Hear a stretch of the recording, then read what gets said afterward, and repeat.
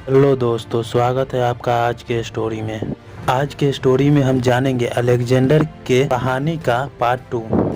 इससे पहले दोस्तों पार्ट 1 में मैंने बताया था कि कैसे अलेक्जेंडर का जन्म हुआ और कैसे अलेक्जेंडर अपने गुरु अरस्तु से मिला और कैसे अलेक्जेंडर के फादर की हत्या हुई और कैसे अलेक्जेंडर मैसेडोनिया का राजा बना। अलेक्जेंडर की आज की कहानी में हम जानेंगे अलेक्जेंडर कैसे भारत पहुंचा और कैसे अलेक्जेंडर को फारसी राजकुमारी से प्रेम हुआ और कैसे अलेक्जेंडर झेलम नदी को पार किया। दोस्तों अलेक्जेंडर मैसेडोनिया का राजा बनने के बाद मैसेडोनिया के आसपास के सभी राज्य को अपने अधीन कर लेता है। उसके बाद अलेक्जेंडर मैसेडोनिया छोड़ भारत को जीतने का ख्वाब लेकर भारत की ओर बढ़ता चला आता है। दोस्तों अलेक्जेंडर भारत आने से पहले कुछ शहर को छोड़कर पूरे विश्व को अपने अधीन कर लेता है। उसके बाद अलेक्जेंडर फ्रांस के बैक्ट्रियन में पहुंचता है, जहां उसे फ्रांस के राजकुमारी रुक्सना से प्रेम हो जाता है। उससे शादी कर उसे अपनी पत्नी बना लेता है। इसके कारण बैक्ट्रियन राज्य को अपने अधीन नहीं करता, मगर बैक्ट्रियन अलेक्जेंडर का ही साथ देता है। दोस्तों यहीं से अलेक्जेंडर का नाम महान सिकंदर पड़ता है। पूरा विश्व सिकंदर के नाम से जानने लगता। बैक्ट्रियन राज्य अलेक्जेंडर के साथ होती है, जिसके कारण अलेक्जेंडर फ्रांस को अपने अधीन कर पाता है और फारस में ही सिकंदर की मुलाकात होती है भारत के रक्षक और सिकंदर का मुकद्दर पोरस से, जो पौरव वंश अर्थात पंजाब का राजा होता है।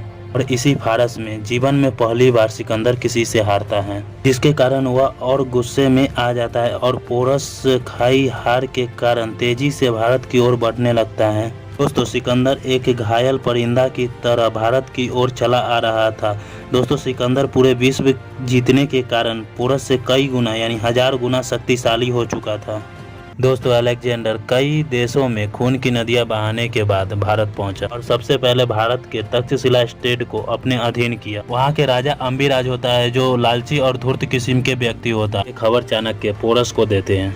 चाणक्य पोरस से कहते हैं कि एक बात का हमेशा ख्याल रखना, हवा अपनी रुख को कभी भी बदल सकता है। ये इशारा चाणक्य अम्बिराज के तरफ देते हैं। तो शुरू में अम्बिराज पोरस के साथ होता है, मगर जब युद्ध में जाता है तो वह अलेक्जेंडर से हाथ मिला लेता है और पोरस के साथ छल करता है। फिर भी पोरस हार नहीं मानता है और पोरस हाथियों का सेना तैयार कर बैठता है, जो आज तक किसी राजा ने नहीं किया वो कर दिखाता है। और हाथी पे बैठकर पोरस जब अलेक्जेंडर के पास जाता है तो अलेक्जेंडर दंग रह जाता है कि इतनी बड़ी जानवर युद्ध में कैसे लाया पोरस, क्योंकि आज तक अलेक्जेंडर ने कभी ऐसे जानवर को नहीं देखा था।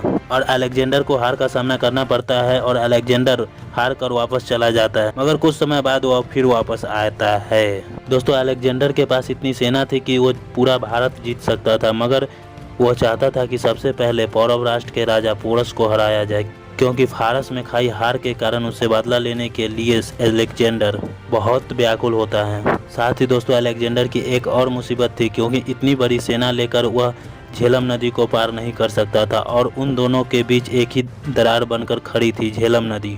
पर फिर भी सिकंदर हार नहीं मानता है और झेलम नदी के बीच से रास्ता बनाने के लिए दिन रात एक कर देता है। दोस्तों सिकंदर और उसकी पूरी सेना उस रास्ते को ढूंढने में लग जाती है। सिकंदर इतनी जिद्दी था कि सर्दी गर्मी जाड़ा बरसात सभी में उस रास्ते को ढूंढने में लग गया, मगर आराम तक नहीं किया। दोस्तों करीबन 1 वर्ष के पश्चात अलेक्जेंडर को वह मार्ग मिल जाता है, मगर दोस्तों वह मार्ग भी इतना सरल नहीं था। हालांकि पानी कम था, लेकिन वहां से निकलना इतना सरल नहीं था, क्योंकि दोस्तों उस समय झेलम नदी का धार बहुत तेज था। फिर भी अलेक्जेंडर जैसे तैसे झेलम नदी को पार कर लेता है। दोस्तों उस समय पोरस के आधे से ज्यादा सैनिक विषाक्त भोजन करने के कारण मौत हो चुकी थी।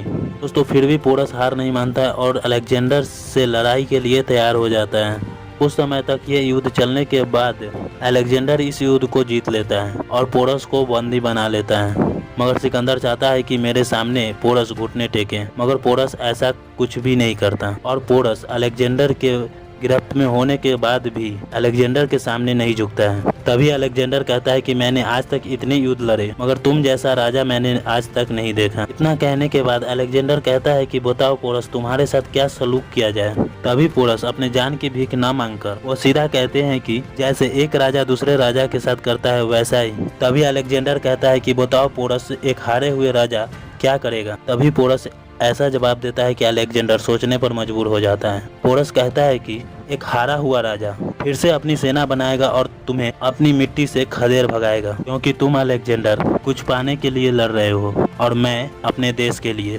इतना सुन अलेक्जेंडर सोचने पर मजबूर हो जाता है। दोस्तों, इसके बाद इतिहास का एक ऐसा मोड़ आता है जो आज तक कभी नहीं हुआ और पूरा विश्व को जीतने वाला अलेक्जेंडर पौरव राष्ट्र के राजा पोरस के सामने अपने तलवार को समर्पण कर देता है। दोस्तों, इस कहानी से सीख मिलती है कि अगर तुम मेहनत करना नहीं छोड़ोगे तो प्रॉब्लम चाहे जितनी भी बड़ी हो वह जीत कर भी हार जाएगा। और दोस्तों, आगे चलकर इसी युद्ध को झेलम युद्ध या हाइडे स्पीच के युद्ध के नाम से जानने लगे। यह युद्ध 326 ईसा पूर्व में हुआ था। दोस्तों, यह पहली बार हुआ है जब अलेक्जेंडर किसी के सामने झुका हुआ हो और यही महानता अलेक्जेंडर को एक खलनायक से नायक बनाती है।